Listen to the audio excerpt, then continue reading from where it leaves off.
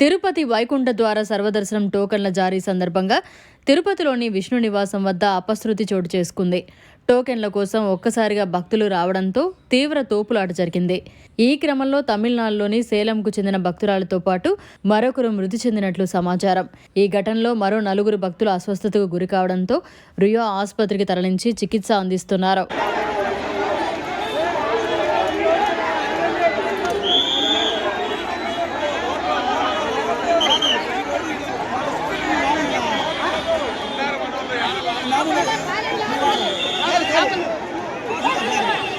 scene నేను try చేసేదా scene